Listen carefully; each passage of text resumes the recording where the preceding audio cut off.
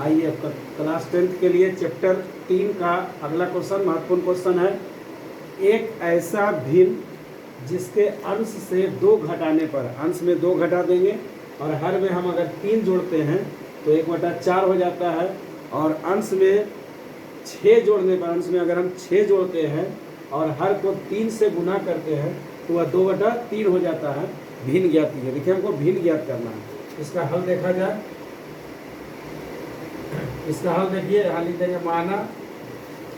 Student, ये आपको जानकारी होनी चाहिए कि भिन्न को x/22 से सूचित किया जाता है। भिन्न बराबर x/22 होगा। तो यहाँ लिख देंगे माना भिन्न बराबर x/22। x/22 क्यों लिखे? क्योंकि भिन्न हमेशा बटा में होता है। तो x/22 माना भिन्न बराबर x/22। तो अब देखिए क्या करा, एक ऐसा भिन्न जिसके अंश से, यहाँ प्रश्न से लिखेंगे, जिसके अंश से 2 घटाने पर, तो इसके अंश में देखिए हम 2 घटा रहे हैं, x-2 हो गया। एक ऐसा भिन्न जिसके अंश से 2 घटाने पर, अंश में 2 घटा दिए और हर में 3 जोड़ने पर, ये हर हो गया, इसमें 3 जोड़ने पर क्या रहा, 1/4 हो जाता है। 1/4 हो गया। अब इससे हम एक समीकरण निकालेंगे। x को 4 और पढ़ेंगे क्या हो जाएगा, 4x - 2 को 4 और पढ़ेंगे 8 बराबर 1 को 22 गुना करें, तिरछा गुना करें, ध्यान से देखिएगा। 4 को 1 बार 4x - 4 को 2 बार 8 बराबर 1 को 22 से 22 प्लस 1 को 3 से 3। अब इसको बराबर के इधर सब x y को एक साथ ले आएंगे तो हो गया 4x, ये 22 प्लस में -22 बराबर 3, जहाँ पे वही अपनी जगह पर रहेगा। -8 है, यहाँ +8 हो जाएगा। अब देखिए यहाँ हो गया 4x - 22 बराबर 3 और 8 को जोड़ देना है, तो 8 3 हो गया 11, यानी 4x - 22 और 11, इस समीकरण हो गया 1। इसको समीकरण 1 मान लेंगे। 4x - 22 और 11 समीकरण 1। अब देखिए अगला पड़ाव में क्या है, अगला क्वेश्चन क्या है। अब उसी में है अंश में 6 जोड़ने पर, फिर पुनः लिखेंगे इसमें प्रश्न से। अब कह रहा है अंश में 6 जोड़ने पर, तो अंश में देखिए 6 जोड़ देते हैं। अंश में 6 जोड़ने पर और हर को 3 से गुना करने पर, हर को 3 से गुना करते हैं तो 3 को 22 गुना करेंगे, 3y। अंश में 6 जोड़ दिए, हर को 3 से गुना कर दिए। अंश में 6 जोड़ने पर और हर को 3 से गुना करने पर हुआ 2/3 हो जाता है, बराबर 2/3। अब इसको तिरछा गुना करेंगे इस तरह से आमने सामने, तो 3 को 1 बार गुना करेंगे क्या हो जाएगा, 3x। 6 को 3 से गुना करेंगे, 6 3 18 बराबर 3 को 2 से गुना करेंगे, 3 दूनी 6y। अब इसको y वाला किधर ले आएंगे, तो 3x - 6y बराबर +18 है, -18 हो जाएगा। अब ध्यान दीजिए, देखिए 3 यहाँ भी है और 3 यहाँ भी है, क्योंकि 3 के पहाड़ा में 3 है, 3 के पहाड़ा में 6 है, 3 के पहाड़ा में 18 है, तो हम 3 को कॉमन ले सकते हैं। तो आइए अब हम 3 को कॉमन लेते हैं। अब देखिए हम 3 को कॉमन ले लेते हैं, 3 यहाँ है और 3 यहाँ भी, तो 3 को हम कॉमन ले लेते हैं। तो देखिए 3 को कॉमन ले लेंगे तो यहाँ क्या बच जाएगा, x माइनस 3 को कितना पढ़े 6 आएगा, 2y बराबर यहाँ -18 है, -18 हो गया। अब x - 2y और क्या हो जाएगा, x - 2y बराबर -18, जहाँ वहीं रहेगा 3 नीचे आ जाएगा, यानी बटा में आ जाएगा। 3 को कितना पढ़ेंगे 18 का -6, यानी हो गया x - 2y बराबर 6। समीकरण हो गया 2। अब समीकरण 1 और 2 को हम लेंगे तो यहाँ लिख देंगे समीकरण 1 एवं 2 से। समीकरण 1 एवं 2 से हम देखिए अब इसको हल करेंगे, इससे x और y का मान निकालेंगे। समीकरण 1 और 2 से x और y का मान निकालेंगे। हाँ, हेलो स्टूडेंट, कुछ बच्चों के द्वारा अभी कमेंट आ रहा है कि ये जो दूसरा पड़ाव है, यानी अंश में 6 जोड़ने पर और हर को 3 से गुना करने पर जो हुआ 2/3 हो जाता है, तो उसको फिर से समझाया जाए। तो उन बच्चों को जिन्होंने कमेंट किए हैं उनका बहुत बहुत मैथमेटिक्स क्लास में बहुत बहुत स्वागत है। हम उनके कमेंट को स्वागत करते हैं, कमेंट का स्वागत करते हैं। हम उन्हें पुनः इस पड़ाव के बारे में बता रहे हैं, इस पड़ाव को फिर से हल करके बता रहे हैं कि इसका किस तरह से हल किया जाएगा। तो समीकरण 2 को हम फिर से एक बार पुनः 2 से इसको निकालते हैं, दूसरी बार निकालते हैं। समीकरण 2 को फिर से पुनः दूसरी बार निकालते हैं। तो देखिए क्या कह रहा है, फिर से प्रश्न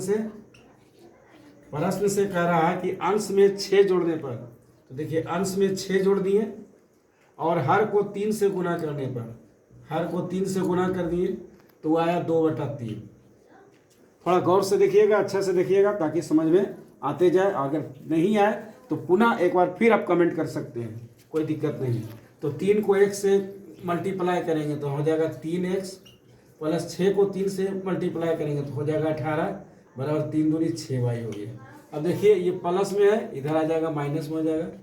3x माइनस 6y बराबर ये प्लस 18 है, इधर आ जाएगा माइनस 18। अब देखिए 3 इसमें भी और 3 इसमें, हम 3 को कॉमन ले सकते हैं। 3 को कॉमन ले लिए तो x हो गया माइनस 3 दूना 6y हो गया बराबर माइनस 18।